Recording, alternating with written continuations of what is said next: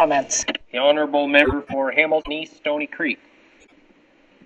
Well, thank you, Mr. Speaker, and I rise today on behalf of the NDP and as a member of the subcommittee, and I stand supportive of the motion for concurrent the fourth report of the Foreign Affairs and International Development on the Baha'i community in Iran. But I think it's very important that people at home who are watching this debate tonight understand, first of all, that there was consensus, as the previous speaker just said, on our committee, that we all understand the importance of this situation in Iran.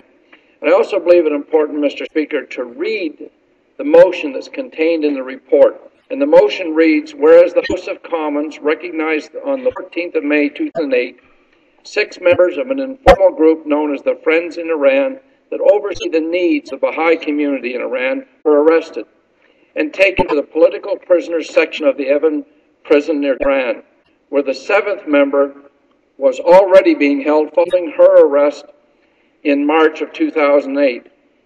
And whereas the United Nations Commission on Human Rights in October of 2005 uncovered a confidential letter from the command headquarters of the Armed Forces of Iran ordering the identification and monitoring of Baha'is and their activities.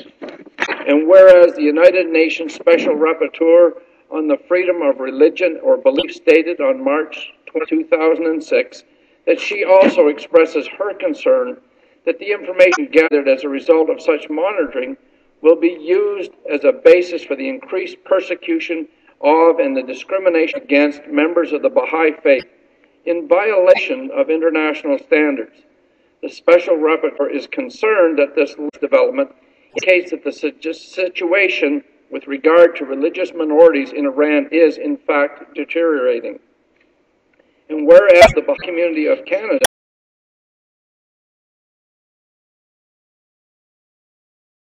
is gravely concerned for the safety of those 7 Baha'is who have been held without formal charges or access to legal counsel or evidence brought against them, and being subjected to harsh treatment and interrogation with very strict visits from their family members for more than 9 months, and whereas the Nobel laureate Shirin Ebadi announced her intention to defend the Baha'is in court has since been harassed, and her offices have been closed, and whereas the Deputy Prosecutor General has announced that these prisoners will be tried by the Revolutionary Court on charges of espionage on behalf of Israel, insult to the sacredness of Islam, and propaganda against the regimes, all of which are capital offenses.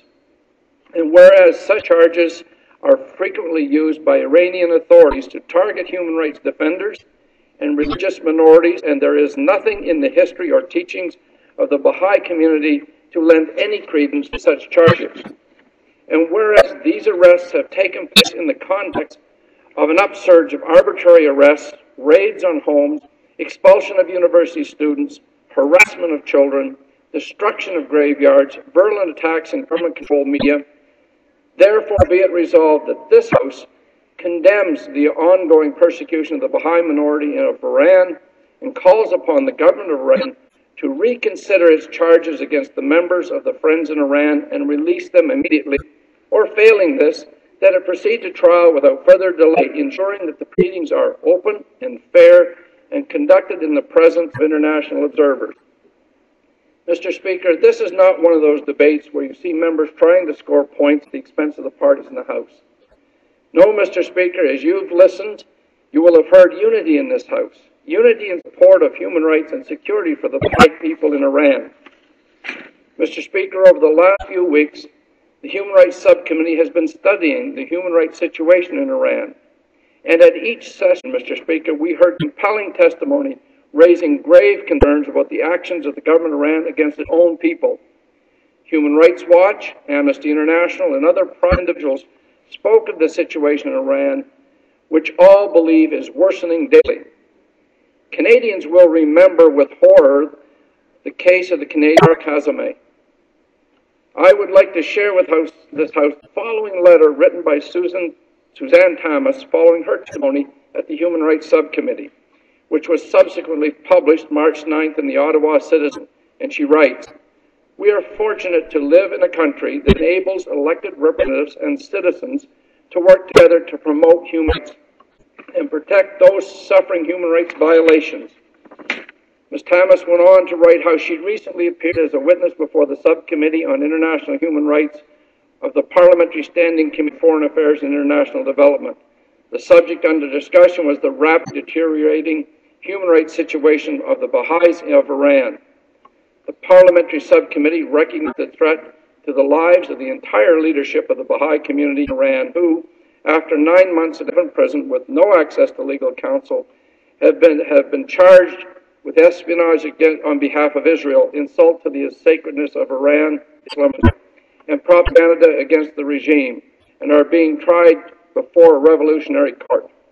She went on to say the baseless charges brought against these 7 individuals are capital offenses. The gravity of their situation is underlined by the context in which these trials are taking place.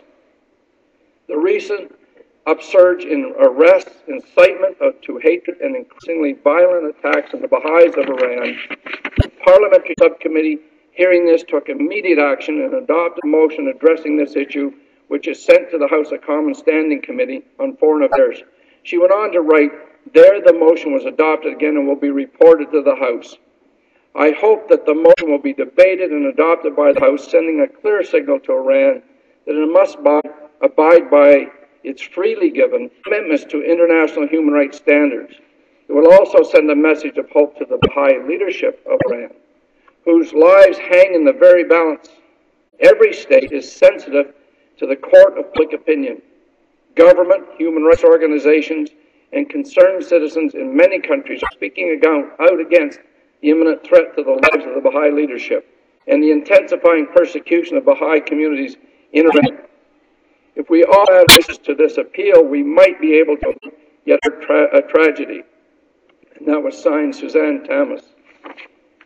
In her letter, Mr. Speaker, you heard words of hope. You heard hope that this Parliament would come on this issue. You will see tonight, Mr. Speaker, the speakers that have preceded me are all saying very much the same thing. The voices in this House are rising together to send a strong message to the government of Iran. And I want to thank the members of the Human Rights Subcommittee, the Foreign Affairs Committee, for adopting this resolution. I want to thank the House tonight for the unanimous support for this resolution. Thank you, Mr. Speaker. Questions and comments? Pursuant